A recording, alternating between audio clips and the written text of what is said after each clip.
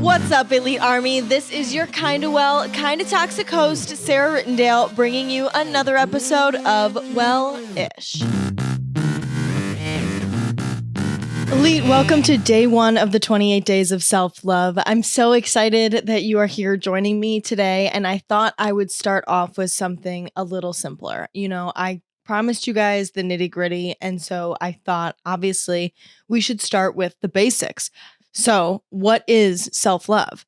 It's important to understand this point so you can allow it to take you through the rest of the challenge. And it might seem kind of stupid to talk about this because at this point, I think that self-love is a pretty common sense thing. You hear it constantly, everywhere, all the time. But self-love as a concept is tossed around so frequently that society just kind of expects us to know what it means based off of some social media posts, I feel like it's talked about so much in a way that it's something you should already have and you should already be doing and you should already be on top of. And so obviously you're like, oh, okay, well, let me figure that out. Like, I have that. I can do that. No big deal. Like, society says I got to do it. Oh, then yeah, absolutely. Like, I got to get that down. And so you just kind of like frantically take it at face value for what it is.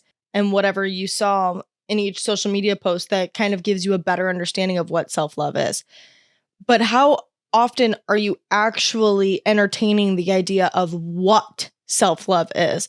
Normally, we are trying to figure out how to attain self-love. But I'm learning that it's so much easier to accomplish these self-improvement things, self-love or anything else, when you actually know what it is. Like when you take a step back and stop trying to look at all of the deep things inside of it and how you could be perfect at it and do your best at it and how you could make this happen in your life all of the time, and really just take a real wide view of what something is and why it's happening and why it's important to us. And without those basics, how could you ever expect to really know truly how to accomplish it?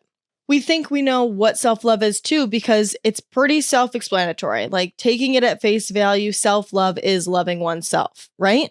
The definition of self-love is deeper than that. There's more involved in what self-love is than just simply loving yourself like you love cupcakes.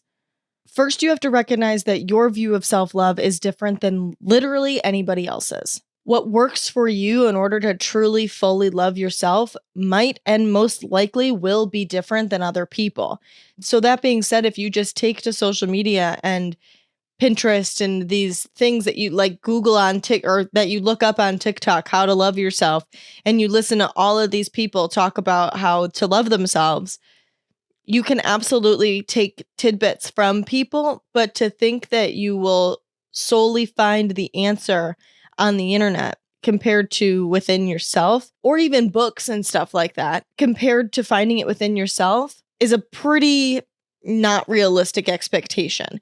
Again, you can use the things that you have been taught through books and media and try to apply them to your life and see what works. But so many people are out there talking about things that work because it worked for them. But that doesn't mean that it's going to work for you. So try it, see if it does, but be willing to let it go and try something else if it doesn't.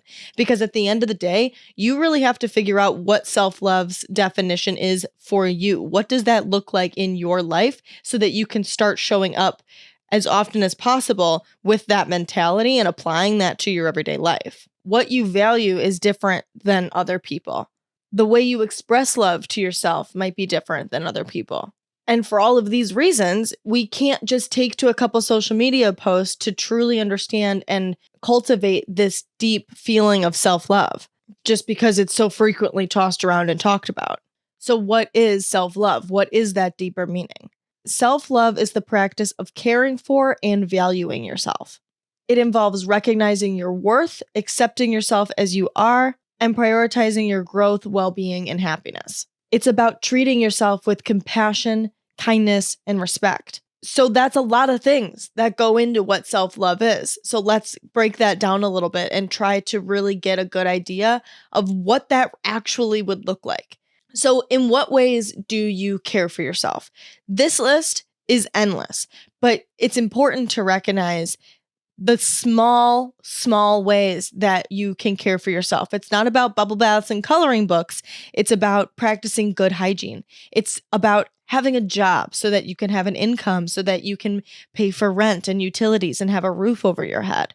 It's about buying groceries and feeding yourself and keeping a clean house and making sure that you have a nice place to exist. It's taking care of your physical wellness, eating well, exercising, getting enough sleep, taking care of your mental and emotional self, practicing mindfulness. There are so many aspects that go into the self-care, but I really, really want you to think about for you what caring for yourself looks like at a basic level, because that's really the first step in loving yourself, is making sure that you are at this basic level doing the things that make you feel cared for or that show that you are caring for you. Then we move on to the ways that you value yourself. This is your speaking to yourself with kindness, seeing your strengths over your weaknesses, or at least being able to recognize areas that you are good compared to constantly focusing on areas that you're bad. Surround yourself with quality people. Know that you are worth spending time with people that value you, and stop spending time with people that don't see your value. Doing those self-care activities that nurture your mental, emotional, and physical well-being. Investing in your personal growth, exactly what you're doing right now, making sure that you're setting goals and trying to achieve new things because you know that you're worth working on. Allowing yourself forgiveness because you know that you are not perfect. And accepting who you are, however you are, because you can learn from your mistakes without being overly critical of yourself. Celebrating wins, no matter how small they are. You drank a bottle of water today when you said you were going to. Hell yeah, celebrate that. You got all your tasks done at work. Hell yeah, celebrate that. You made the first move with a guy you like. Hell yeah, celebrate that. You didn't act like an awkward turtle when somebody spoke to you. Hell yeah, celebrate that. There are so many, you have to recognize the small things and not just take them and be like, God, I could have done this better. And showing appreciation for yourself and your life, for having that gratitude for the things that you do accomplish and who you are and what you've become and what you've cultivated so far. This brings us into recognizing your worth. When you do this, you see your unique qualities. You reflect on the things that make you you and that make you special.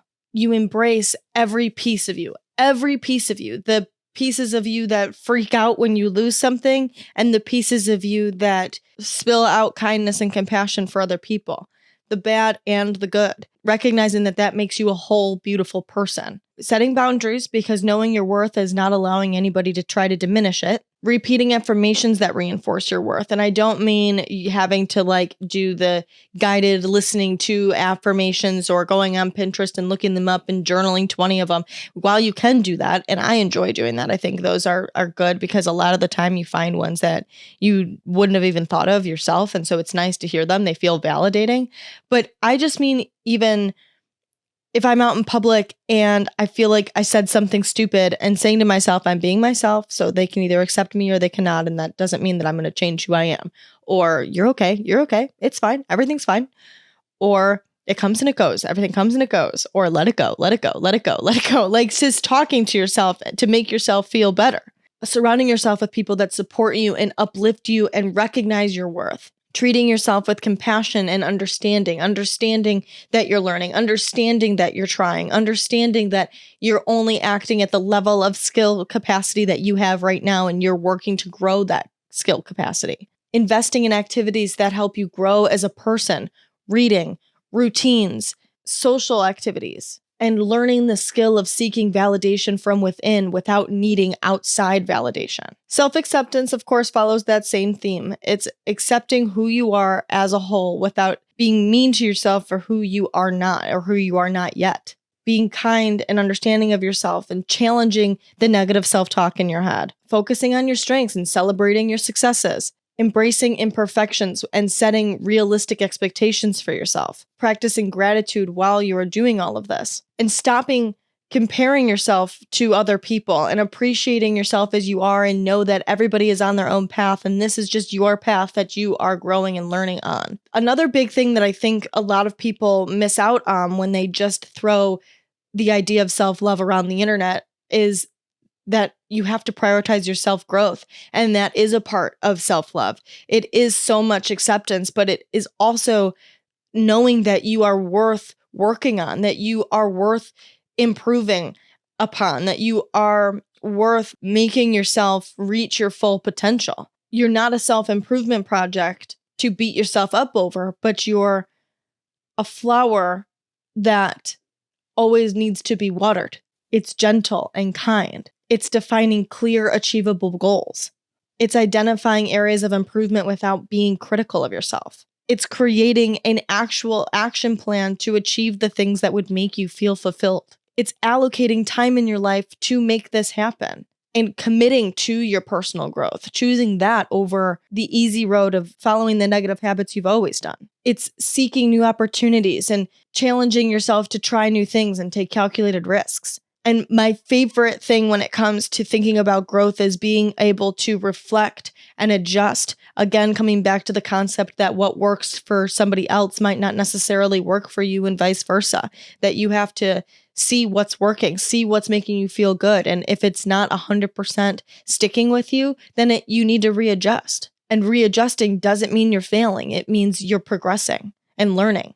Another really big important part of self-love is prioritizing your well-being and your happiness and doing the things that align with that, making sure that that is incorporated into your day-to-day, like dedicating time to activities that actually nourish your body, mind, and soul, and establishing routines that ensure your physical care, making sure that you're able to do your hygiene and that you make it to the gym and that you're eating healthy as often as possible and that you're getting to bed on time. Again, cultivating those happy relationships that uplift you and bring joy into your life, not anger and irritation and untrustworthiness and feeling like you're not good enough for them or feeling like you're constantly questioning yourself. Being able to set boundaries between your personal life and your work life. No matter how much you love your work life, you have to be able to take time to relax sometimes. And taking time to relax sometimes doesn't mean you suck and you're not a hard worker.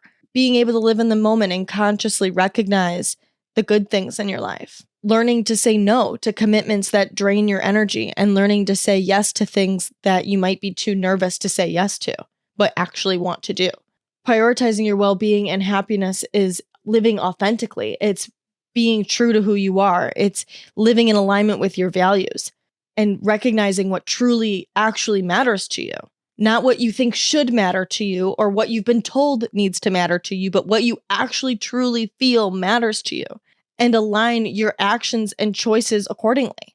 Self-love is treating yourself with kindness and compassion, talking to yourself nicely, taking care of yourself, letting go of past mistakes and shortcomings, being gentle with yourself and not so aggressive and hard on yourself.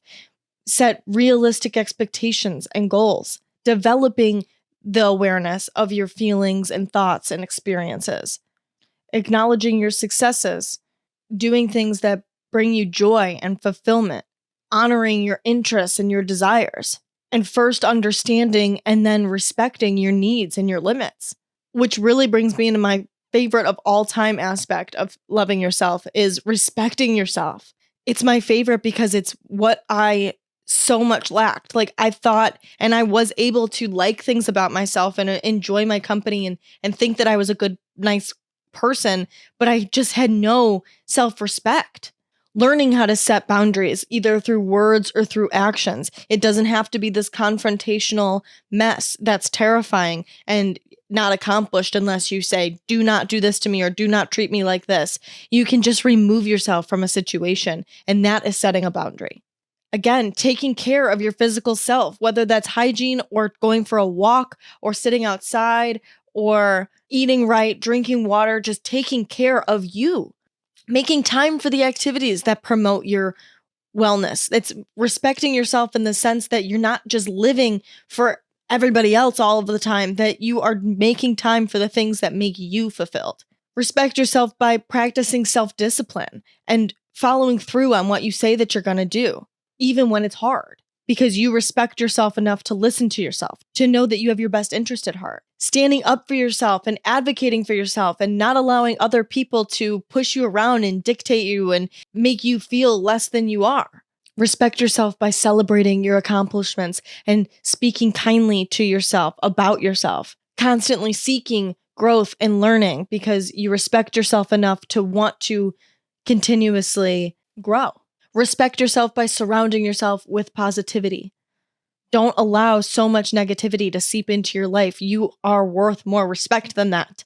So many of these things overlap. There's so much overlap within them, but you have to really understand each aspect of it. That it's not just this willy-nilly like, oh yeah, I like me. I'm all right. This is all right with me. But if you truly, actually have compassion for yourself and respect yourself and care for your well-being and prioritize your growth and know your worth and accept yourself as you are and stop beating yourself up all of the goddamn time to get better.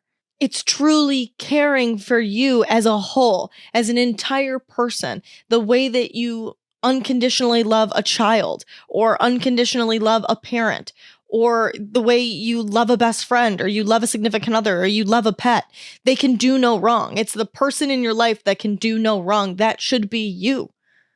Most people have conditions. That's the thing with unconditional love is most of the time people can do things that don't meet your quote unquote requirements. If somebody starts cheating on you, if somebody starts doing drugs, if somebody starts being narcissistic, if somebody starts beating you, if somebody starts doing there are requirements for love. You know, there's this idea of unconditional love, and a lot of the time love does have conditions, but with yourself, you can have unconditional love. Because yes, you might have to meet conditions in order to truly fully show yourself what self-love looks like. But even when you're lacking, you're understanding and compassionate to yourself and knowing that you're working on it because you are the only one that truly knows you. All of this is a lot of info, so let me tell you the mistake that the not elite me would have made in the past. I would have listened to this entire podcast through on my way to work, and then I would have gotten to work and I would have put a headphone in and I would have gone through and I would have dissected it. And I would have written down every single thing in my listings of what self-love is so that I would know what I needed to practice on the day-to-day. And I would tell myself that I was going to come back to that list, or maybe I'll put it on my phone so that I read it often so that I know that I'm incorporating all of those things into my life constantly. But that is an unrealistic expectation to set. The things that I talked about are probably not all at once always going to be done. And the way that they are all at once always going to be done is by actually truly genuinely learning to love yourself. It's just going to come naturally. There will always be an effort that you're putting in for yourself, but you will effortlessly feel these things showing up in your life. It's not going to be like you have to make sure that you're strategically getting all of these things done. It's not like that. It just flows through you. It flows out of you. It flows around you. It flows inside of you. But it's highlighting these areas that actually truly show what self-love is so that you might be able to recognize areas that you can improve your self-love, or maybe that you didn't even realize were aspects of loving yourself that you could work on and be better at so that you can truly fully develop that self-love experience. With a clear idea of what self-love is, you gain a clear idea of how you can become your favorite person in the world, how you can become your own best friend, how you can become somebody that you absolutely fucking love. How great would that feel? How confident would that make you? How much would other pieces of your life in regards to self-improvement fall into place if you just abso-fucking-lutely loved who you were? Thank you for listening to day 1 of the 28 days of self-love. Make sure you subscribe so you can come back tomorrow for day 2, where we're going to talk about why you stopped loving yourself. Have a kick-ass day, and I will talk to you tomorrow.